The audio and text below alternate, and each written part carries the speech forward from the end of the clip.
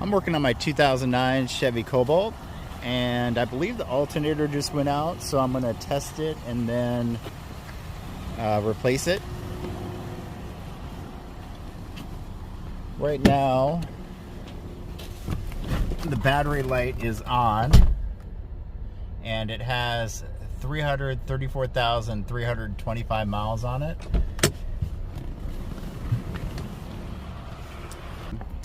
Fortunately, it's one of those things, if you have a good battery, usually you can make it home. And I have an alternator from a parts car. I'm going to take it down and get it tested real quick just to make sure it's good, and then slap it in. So if the alternator was good, it should be running at about 14.6 volts. I'm using the multimeter, and you want to put the setting on DCV, and you want it above 15, so just put it at 20. And as you can see, it's at 6.4, so it's definitely going down. And you can tell the lights are dim. Alternator is definitely bad. Let me turn off the car before it completely kills the battery. There's the one I'm going to replace it with. I'm going to take that down and get that tested before I slap it in. So it will definitely be dark by the time I install this, but that's what makes it fun. Nothing's more fun than working on a car in the rain and at night. At the AutoZone to get this alternator tested. Do we want to place a bet on what this is going to test as? 14.4, 10. Does it show the voltage or just pass failed? It usually just says pass or fail. About to tell us, so.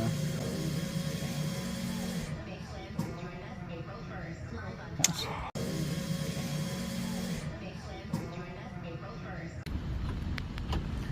Alright, alternator tested good, so let me get to the house and slap this in. And then my car will be back on the road. I'm back at the car, and it stopped raining a little bit, so I'm going to disconnect the battery, pull the intake off, and start getting it ready to put the new used alternator from the parts car. Always disconnect the negative cable first, and that way if you bang your ratchet against something, it doesn't short out.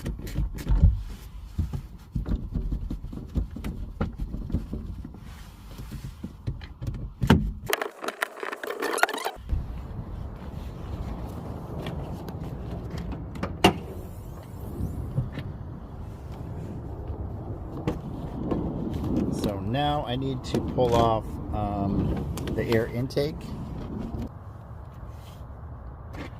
Alright, now I'm going to remove the air intake.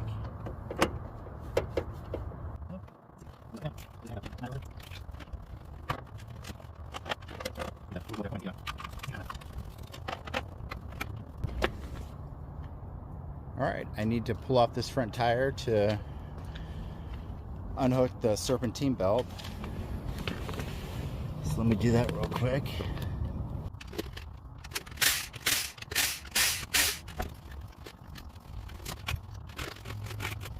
Alright, I always like to put the tire underneath the subframe just in case the car falls, even though I have a jack stand and the jack's underneath it. You never know. So I'm going to remove this push pin, and that'll remove this splash shield, and then I'll be able to get to the serpentine belt.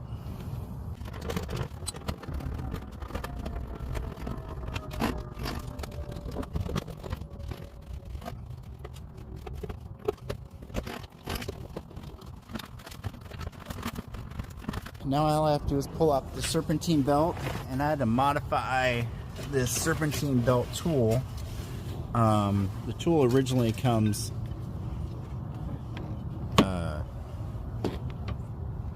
long and straight, and when you put it up there, there isn't enough room in the wheel well to release the tensioner. So I bent this one around. I'll show you what it looks like underneath there.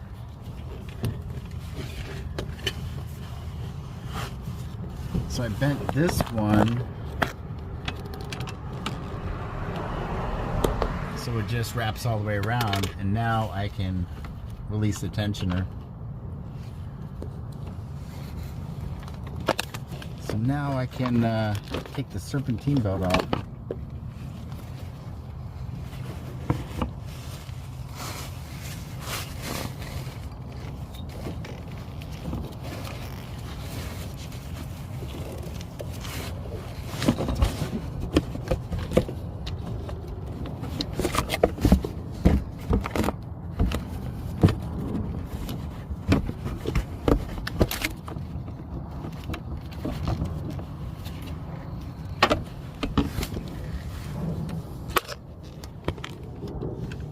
So now I release the serpentine belt up. I'm just going to leave it in there. It's going to kind of hold it until I have to put it back. And now I can go up here and just pull the alternator off, which is actually the easy part. The serpentine belt is truly the most difficult part of this whole job.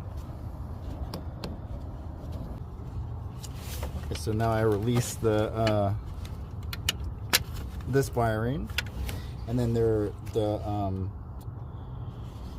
lead that goes from the alternator to the battery is in the back, and I'll take that off after I release the 2 bolts, or the 3 bolts. And the 3 bolts are, I think, 13 millimeter. Yep, 3 13 millimeter bolts.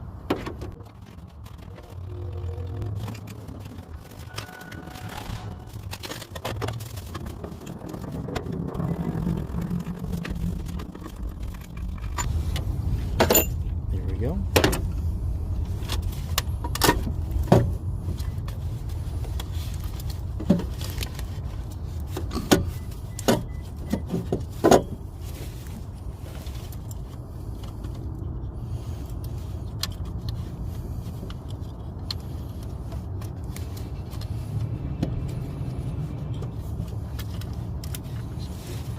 All right, got a 13 millimeter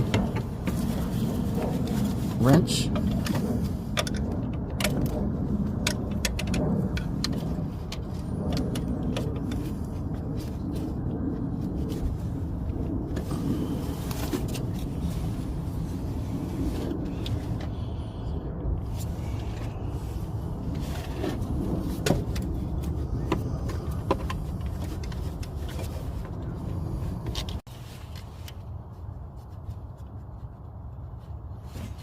Alright, remove the bolts. Remove the wire.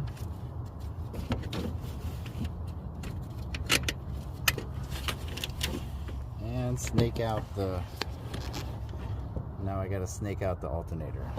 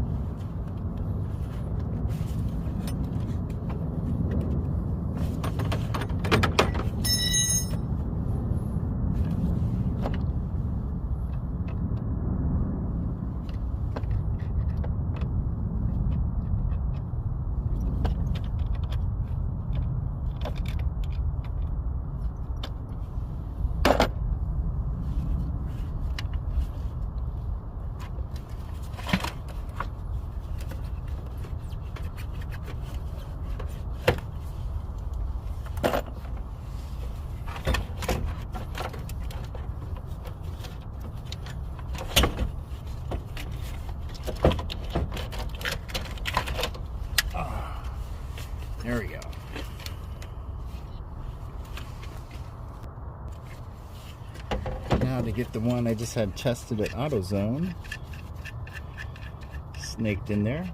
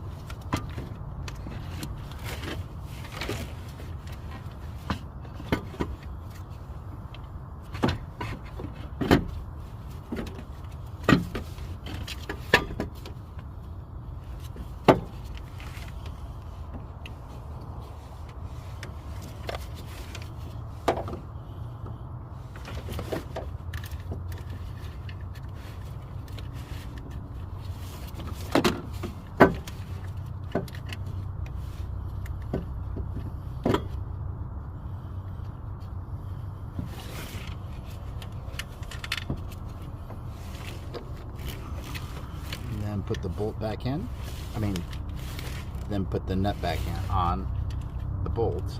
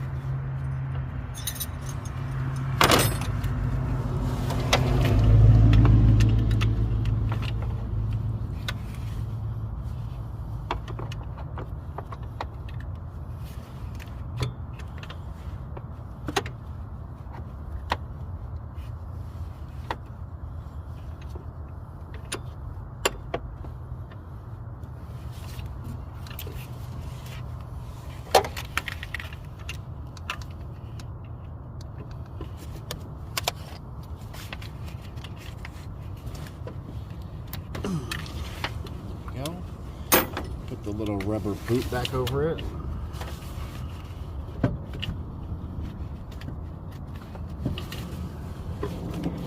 There we go. So I just replaced the nut on the bolt where the wire for the battery goes from the alternator. Now I'm going to put it back in place and put the 3 bolts back in.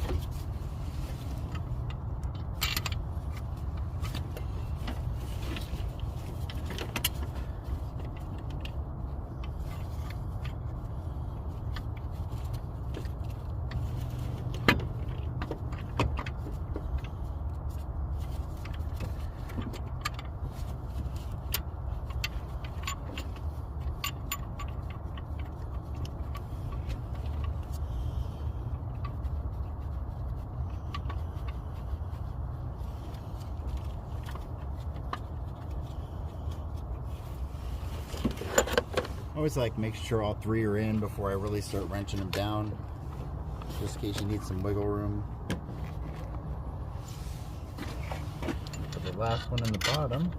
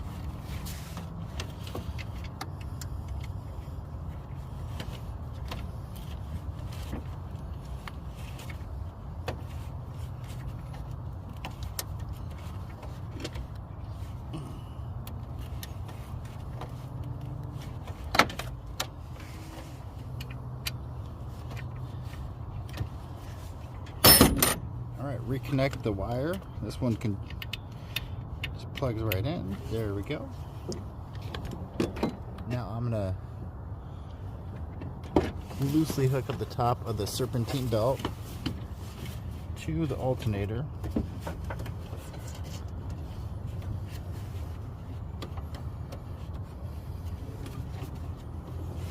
There we go. Now all I have to do is snap it on the bottom. Then I'm going to put the air intake back in place.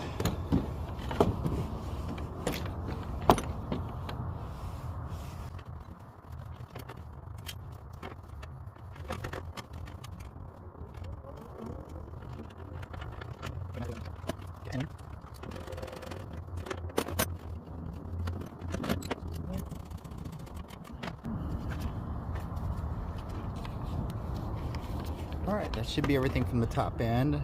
Alternator is plugged in. The power wire is bolted in from the bottom that goes to the battery. So now I gotta hook up this, reconnect the serpentine belt, and then throw all this other little stuff back together, and it's ready to go.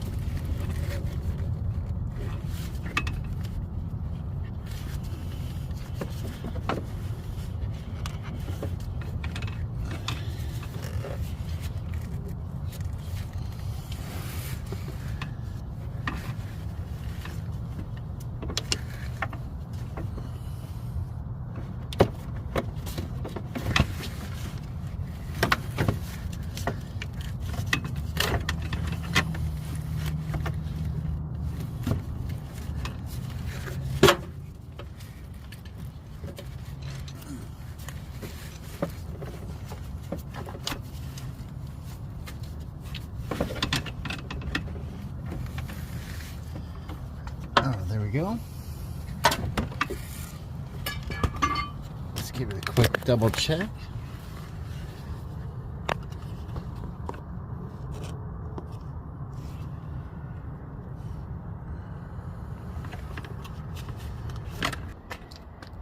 So now I'm going to reconnect the battery, give it a quick start, and before I button everything else back up. Alright, so I'm going to hook up the positive first.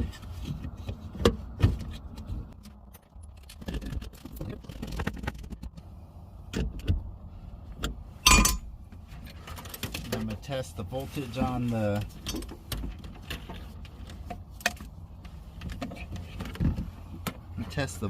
on the battery before I start it up.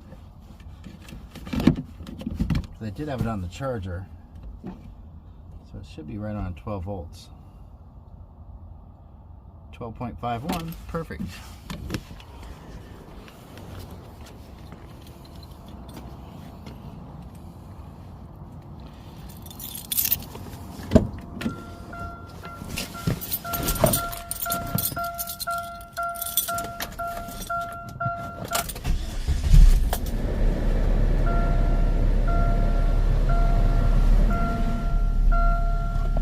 The battery light's off. Now let me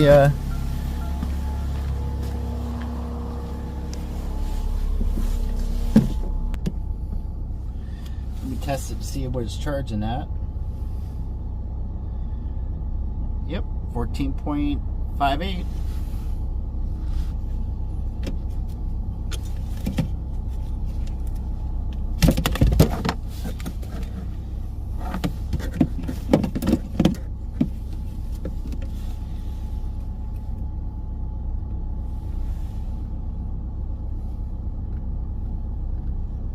Perfect.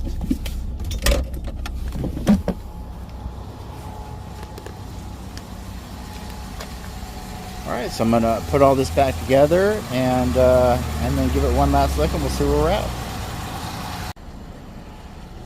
All right, I have the tire back on.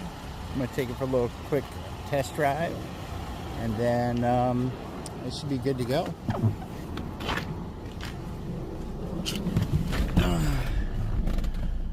No battery light.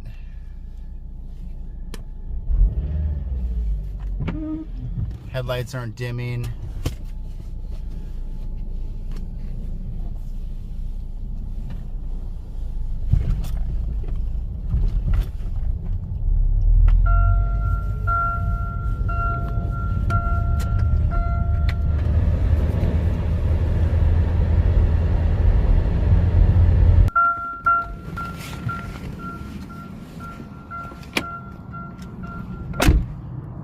That is replacing the alternator in a 2009 Chevy Cobalt.